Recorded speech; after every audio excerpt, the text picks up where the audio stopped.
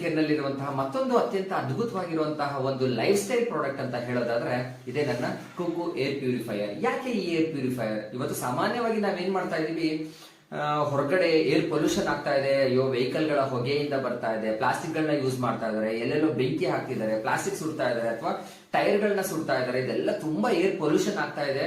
ಹಾಗಾಗಿ ನಾನು ಮನೆ ಒಳಗಡೆ ಸೇಫ್ ಆಗಿದ್ದೀನಿ ಅಂತ ನಾವು ಅನ್ಕೊಂಡಿದ್ವಿ. ಆದ್ರೆ ನಮಗೆ ಮ್ಯಾಕ್ಸಿಮಮ್ ಏರ್ ಪೊಲ್ಯೂಷನ್ ಆಗ್ತಿರೋದು ಮನೆ ಒಳಗಡೆಯಿಂದ ಸ್ನೇಹಿತರೆ. ಯಾಕೆ ಅಂತಂದ್ರೆ ನಾವು 8 to 9 ಅವರ್ಸ್ ಮಾತ್ರ ಹೊರಗಡೆ ಇರ್ತೀವಿ. 24 ಅವರ್ಸ್ ಅಲ್ಲಿ 8 ಅವರ್ಸ್ ಮಾತ್ರ ಹೊರಗಡೆ ಇರ್ತೀವಿ. ಅಂದ್ರೆ ಇನ್ನು ಉಳಿದಂತಹ ಎಲ್ಲ ಟೈಮ್ ಅನ್ನು ನಾನು ಸ್ಪೆಂಡ್ ಮಾಡುವಂತದ್ದು ನನ್ನ ಮನೆಯಲ್ಲಿ.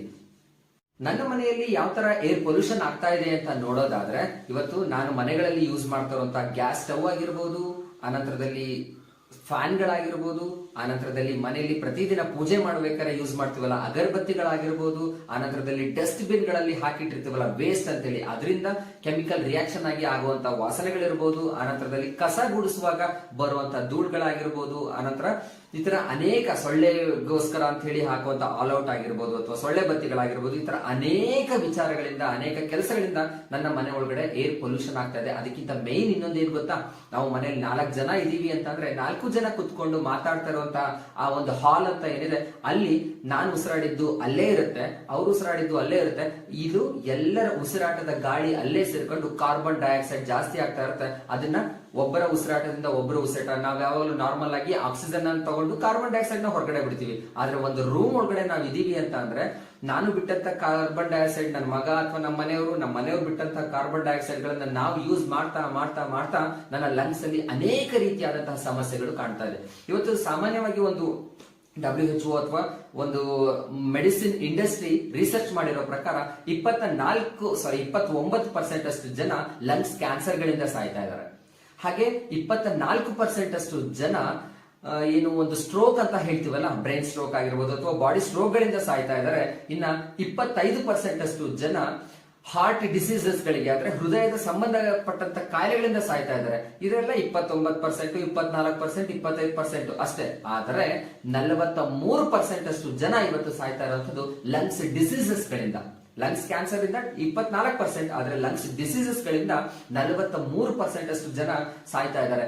ಏನು, ಲಂಗ್ಸ್ ಅಲ್ಲಿ ಆಗಿರುವಂತಹ ಇನ್ಫೆಕ್ಷನ್ ಗಳಾಗಿರ್ಬೋದು, ಅಲ್ಲಿಂದ ಉಸಿರಾಟ ತೊಂದರೆಯಿಂದ ಆಗ್ತಾ ಇರುವಂತಹ ಸಮಸ್ಯೆಗಳಿಂದ 43% ಅಷ್ಟು ಜನ ಸಾಯ್ತಾ ಇದ್ದಾರೆ. ಹಾಗಿದ್ರೆ ಸರಿ, ಈ ಒಂದು ಏರ್ ಪೊಲ್ಯೂಷನ್ ಇಂದ ನಾನು ಹೊರಗಡೆ ಇರೋದು ಹೇಗೆ ಅಂತ ನೋಡೋದಾದ್ರೆ, ಇವತ್ತು ನನ್ನ ಮೋದಿ ಕೇರ್ ನಲ್ಲಿ ಒಂದು ಅತ್ಯಂತ ಅದ್ಭುತವಾದಂತಹ ಒಂದು ಲೈಫ್ ಸ್ಟೈಲ್ ಪ್ರಾಡಕ್ಟ್ ಇದೆ. ಅದು ಯಾವ್ದಪ್ಪ ಅಂತಂದ್ರೆ ಕುಕು ಏರ್ ಪ್ಯೂರಿಫೈಯರ್. ಇದು ಹೇಗೆ ಕೆಲಸ ಮಾಡುತ್ತೆ ಅಂತ ಒಂದು ಡೆಮೋವಿನ ಮೂಲಕ ನಿಮಗೆ ತೋರಿಸ್ಕೊಡ್ತಾ ಇದೀನಿ.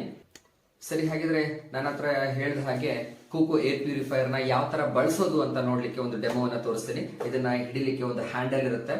ಇದನ್ನ ಆನ್ ಮಾಡ್ಲಿಕ್ಕೆ ಇಲ್ಲಿ ಆನ್ ಮತ್ತೆ ಆಫ್ ಬಟನ್ ಇರುತ್ತೆ. ಇದನ್ನ ನಾನು ಟಚ್ ಮಾಡ್ತಾ ಇದ್ದೀನಿ ಅಂದ್ರೆ ಆನ್ ಆಗುತ್ತೆ.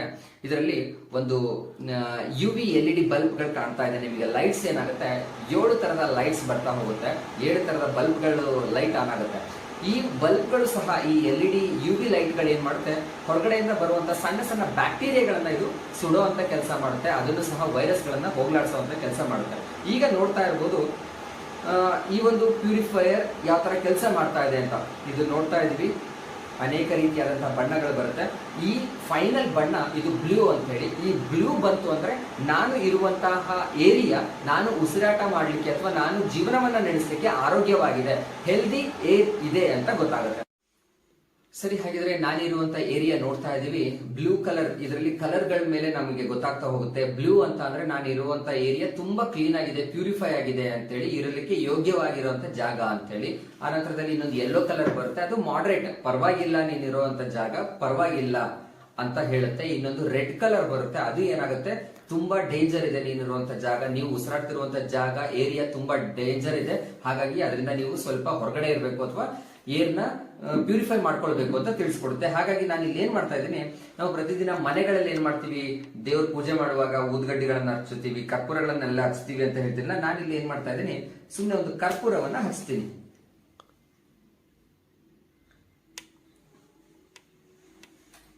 ಕರ್ಪೂರವನ್ನ ಹಚ್ಚಿದಾಗ ಏನಾಗತ್ತೆ, ಅದರಿಂದ ಬರ್ತಾ ಇರುವಂತ ಹೊಗೆ ಏನಾಗತ್ತೆ, ಇದು ಆಟೋ ಮೋಡ್ ನಲ್ಲಿ ಇಟ್ಟಿರೋದ್ರಿಂದ ನನಗೆ ಈಗ ಹಚ್ಚಿರುವಂತಹ ಒಂದು ಕರ್ಪೂರ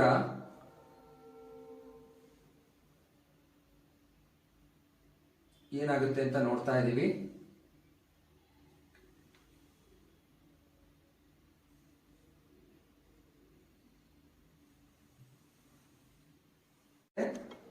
ಒಂದು ಪ್ಯೂರಿಫಿಕೇಶನ್ ಸ್ಟಾರ್ಟ್ ಮಾಡ್ತಾ ಇದೆ ಅಂದ್ರೆ ಪರವಾಗಿಲ್ಲ ನೀನಿರುವಂತ ಏರಿಯಾ ಅಂತ. ಈಗ ಏನಾಯ್ತು, ಇದು ಫುಲ್ ರೆಡ್ ಆಗಕ್ ಶುರುವಾಯ್ತು. ಈ ಫುಲ್ ರೆಡ್ ಆಗ್ತಾ ಇದೆ ಅಂತ ಅಂದ್ರೆ ಅದೇ ಆಟೋ ಮೂಡ್ ನಲ್ಲಿ ತಗೊಂಡ್ಬಿಡುತ್ತೆ. ನೀವಿರುವಂತ ಏರಿಯಾ ತುಂಬಾ ಹಾಳಾಗಿದೆ, ತುಂಬಾ ಕೆಟ್ಟದಾಗಿದೆ, ಇರ್ಲಿಕ್ಕೆ ನೀವು ಯೋಗ್ಯರಲ್ಲ, ಈ ಒಂದು ವಾತಾವರಣದಲ್ಲಿ ಇರ್ಲಿಕ್ಕೆ ನಿಮ್ಗೆ ಈ ವಾತಾವರಣ ಯೋಗ್ಯವಾಗಿಲ್ಲ ಅಂತ ಹೇಳಿ ತಿಳಿಸ್ಕೊಡುವಂತ ಕೆಲಸ ಮಾಡುತ್ತೆ. ಅದು ತನ್ನಷ್ಟಕ್ಕೆ ತಾನು ಆಟೋ ಮೂಡ್ ನಲ್ಲಿ ಏರನ್ನ ಪ್ಯೂರಿಫೈ ಮಾಡ್ಕೊಳ್ಳುವಂತ ಕೆಲಸ ಮಾಡ್ತಾ ಹೋಗುತ್ತೆ. ಈಗ ನೋಡ್ತಾ ಹೋಗ್ಬೋದು, ಅದು ಫ್ರಾಕ್ಷನ್ ಆಫ್ ಸೆಕೆಂಡ್ಸ್ ನ ತಗೊಳ್ತಾ ಹೋಗುತ್ತೆ.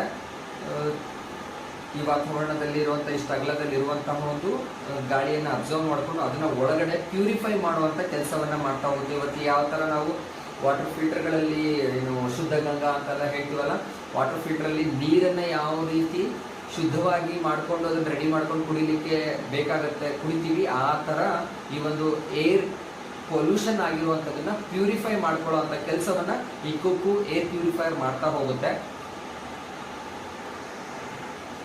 ಈ ರೆಡ್ ಕಲರ್ ಯಾಕೆ ಬಂದಿರೋದು ಅಂತ ಅಂದ್ರೆ, ಈ ಕರ್ಪೂರದ ಹೊಗೆ ಇತ್ತಲ್ಲ, ಈ ಕರ್ಪೂರದ ಹೊಗೆಯನ್ನ ಇದು ತಗೊಂಡು ಅದನ್ನ ಪ್ಯೂರಿಫೈ ಮಾಡ್ತಿರುವಂತ ಕೆಲಸ.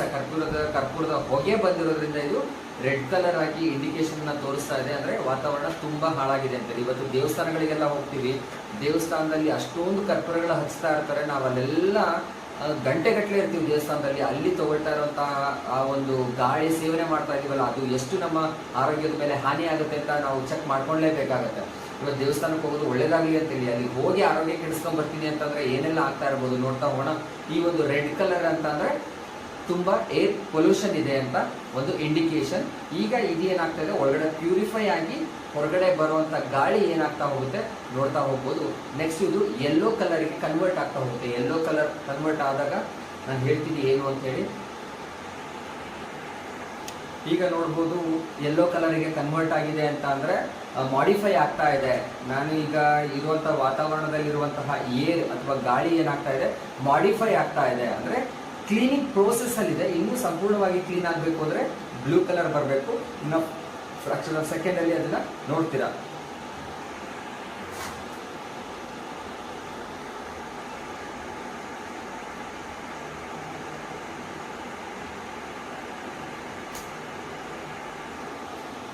ಈಗ ನೋಡ್ಬೋದು ಯಾವ ತರ ಯೆಲ್ಲೋ ಕಲರ್ ಇದ್ದಿದ್ದು ಮಾಡಿಫೈ ಆಗಿದ್ದು ಈಗ ಪ್ಯೂರಿಟಿಗೆ ಬಂತು ಅಂತ. ಈಗ ನಾನಿರುವಂತಹ ವಾತಾವರಣ ಯೋಗ್ಯವಾಗಿದೆ, ಉಸಿರಾಡಲಿಕ್ಕೆ ನಮಗೆ ಯೋಗ್ಯವಾಗಿದೆ ಅಂತ ಗೊತ್ತಾಗ್ತಾ ಹೋಗುತ್ತೆ.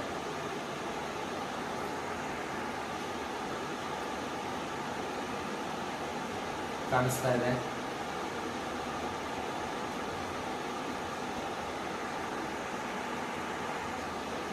ಓಕೆ, ಈಗ ನಮಗೆ ಗೊತ್ತಾಯ್ತು ನನ್ನ ವಾತಾವರಣ ಮನೆ ಒಳಗಡೆ ಇದ್ರೂ ಎಷ್ಟು ಪೊಲ್ಯೂಷನ್ ಆಗಿರುತ್ತೆ. ಅದನ್ನ ಪ್ಯೂರಿಫೈ ಮಾಡ್ಕೊಳ್ಳಿಕ್ಕೆ ನನ್ನ ಆರೋಗ್ಯ ಚೆನ್ನಾಗಿರ್ಬೇಕು, ನನಗಾಗುವಂಥ ಶ್ವಾಸಕೋಶದ ಸಂಬಂಧಿತ ಕಾಯಿಲೆಗಳಿಂದ, ಲಂಗ್ಸ್ ಸಮಸ್ಯೆಗಳಿಂದ ನಾನು ದೂರ ಇರಬೇಕು ಅಂತಂದ್ರೆ ಎಲ್ಲರ ಮನೆಗೂ ಖಂಡಿತವಾಗ್ಲೂ ಲೈಫ್ ಸ್ಟೈಲ್ ಆಗಿರುವಂತಹ ಈ ಒಂದು air purifier, Kuku air ಪ್ಯೂರಿಫೈಯರ್ನ use ಮಾಡಬೇಕು ಅಂತ ಹೇಳ್ತಾ, ಇಲ್ಲಿವರೆಗೂ ನೋಡಿದ್ರಿ ಈ ಎಲ್ಲ ಪ್ರಾಡಕ್ಟ್ಗಳ ಡೆಮೋವನ್ನ ನೋಡಿದ್ರಿ, ಏನ್ ಅನ್ನಿಸ್ತು ಅಂತ ಹೇಳಿ ನೀವೇ ಯೋಚನೆ ಮಾಡಬೇಕು. ಈ ಪ್ರಾಡಕ್ಟ್ಗಳು ಬೇಕಾ ಬೇಡವಾ ಅಂತ ಡಿಸೈಡ್ ಮಾಡಬೇಕಾಗಿರೋದು ನಿಮ್ಮ ಕೈಯಲ್ಲಿದೆ ಸ್ನೇಹಿತರೆ. Thank you so much.